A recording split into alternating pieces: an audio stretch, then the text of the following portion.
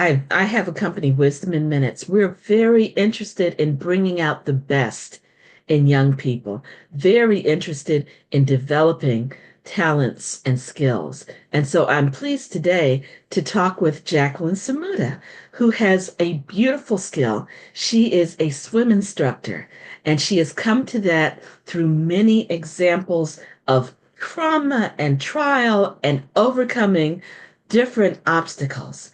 So, as my privilege today, I'm going to talk with her about the swim experience. Jacqueline, if you would, tell me about the first experiences you had in water. Yes, as you know, this is a subject that's near and dear to my heart, and thank you for giving me this opportunity to talk about my first experience. I was about 10 years old in Jamaica, and we went to the beach for the first time. I was having a lot of fun. I was wearing my first bathing suit ever, and my uncle had an inner tube, and he placed us on the inner tube, and he was kind of sort of rolling us around and pushing the inner tube, and it was a lot of fun. We fell off, we got back on, and then I remember we fell off, and I fell in the water, and I couldn't come back up. I remember trying to push myself up, and I could not come back up. And I remembered that it's like I reviewed my life. And I could see my classmate the next day, and they were sharing the news that I had drowned. And I was like, yeah, this is it. But luckily, my uncle pulled me up out of the water, sputtering. And, we went home that day. And I didn't really think about it much. But years later, when I went to college, I knew that I wanted to learn to swim, especially since the pool was very close to my dorm room. I took swim lessons, and that's when I realized that the fear of drowning that day, that I was really going to die that day, was still in me. Because when we got ready to go down to the deep end of the pool, I just couldn't do it. I just couldn't do it. It was such a big scandal in our class that my teacher said, the instructor said, like, don't worry about it. You'll pass the class. Basically, it's just not going to work for you, basically. And so I did feel a little bit deflated and humiliated. And at the same time, I had this idea that I still wanted to learn to swim. So when I graduated, whenever I had the time and a little bit of money, I would go to register for a swim class. And I never learned. It was a group swim class. I really never learned much. I was really frustrated, but I persisted. And one day I had the bright idea. I'm going to take an individual class. So I took an individual class, and little by little, I kind of learned. And I had a really good instructor, and she had a lot of experience in the water. And she told me to relax. And so little by little, I learned. And I'm like, wow, I really do love this. I really, really do love this. And so it took me years to learn. And I kept going. And then one day, my instructor was teaching a group of students, and I stayed back and said, "You can help." And I volunteered to help, and it was such a beautiful thing to see other women going through what I went through. Of course, the class had women and teenagers and males and men too. And around that time, given that I was a somatic experiencing therapist, I knew about trauma. And it was beautiful to be able to help those students and to see their fear and to use my skills to help them to relax and sort of orient themselves to the water and away from whatever bad experience they had had. This is 4 feet. Take a look. You're 5 feet. You're 5'7". That's a deep Mhm, end. Just giving them some knowledge, and also to breathe, because you don't mhm. realize it, but you're just when you're fearful, you don't breathe. And that because of that, eventually I wanted to become an instructor. And I met a lot of diaspora women who had grown up around water and were terrified of the water. So in that, So I let's just got, talk about that a little bit. So you had this traumatic experience at 10, and then you went to college. That's usually around 18, 19. In that interim, did you avoid the water? What did you do? So by then, so I had the traumatic experience in Jamaica, came here when I was 12, really didn't have access to a pool. We never went to the beach. We never went to a pool. So I really didn't think about it. I didn't have access to it until I saw the pool, which was within walking distance of my dorm. And I realized, and also I went to this college that was on the river. So Mm-hmm. water was all around. So I think those two things kind of reignited in me like, oh, I'm from an island surrounded by water, and I do want to feel comfortable with it. Right. So you kind of let water stay in its zone and you stayed in your zone for a little Yes. while. Yes. Okay. And then when you decided the group classes and you took group classes all over again, over and over again, that's very telling too. The difference between working in group and working individual. Tell me a Yeah. little bit about that. I think that in a group, maybe there were maybe six, seven, and there was one instructor. And Hmm. so maybe the instructor would say, do this, and I would do it, and all the while being really tense. So it Hmm. was frustrating, and I never really made any progress. And sometimes it was cold, and there wasn't really like the groups I teach now, we really work hard to have like a community, sort of the community. So someone sees another students who is struggling and then in a few minutes they kind of, make some progress. It's almost like everyone stops and recognize it and cheer. And so that, creates Hmm. this really supportive group environment. So that's what I'm hearing is that you found that extra level of support was helpful with the tricky, the scary, the accomplishment that really is difficult. Yes. So when we do group now, I feel like we do it in a different way. I'm very attentive to that forming a community. Hmm. When I was trying to learn, that wasn't available to me, and that's why I went to individual and made a lot of progress then. Right. So there's an extra level of support when you're trying to do something that is kind of outside your zone of comfort.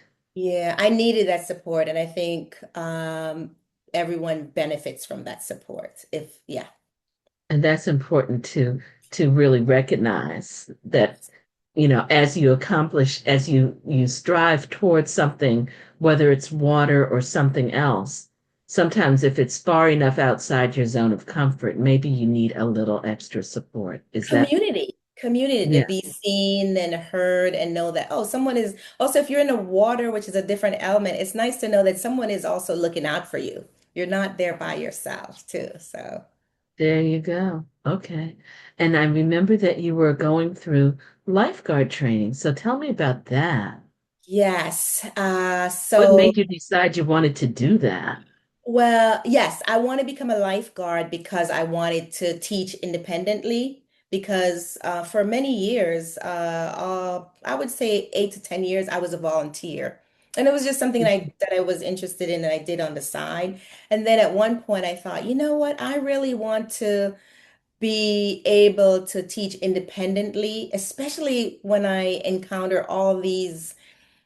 Mainly, it's Black women across the diaspora who really have a conflictual relationship with water. I wanted to be able to at some point teach independently. And so I started the lifeguard training class. And then I realized because it's very demanding training and to pass a lifeguard test, I didn't make So it. what was the biggest challenge in the lifeguard training? The biggest challenge was when you have to dive down to the 10 feet and come up with the 10 feet and come up with a 10-pound brick and swim it back all the way to the back. And so that's when I realized my trauma was not 100% healed because when I went down, it was just really scary. So Mhm. the first time I didn't do it. The second time I got injured, and right now I am still training, doing the training to try a third time. And in the meantime, I found out that because of my volunteer years of volunteer work that I could be accepted as a an independent swim instructor, and I'm currently doing a water safety course certificate class to round that out. Hmm. Okay. So there's progress. There's progress and challenge. Yes, yes, yes, yes, yes. It's beautiful because right now I'm involved in co-teaching a group of immigrant women. And our last session, which was the second session, we had about 20 immigrant women from all over the world. And it's just beautiful to see them in the water. And some people are terrified of leaving the wall, but some people who have never swam before with just a few instruction, they were ready to try to go down the deep end. They were just ready. It was like that was their element.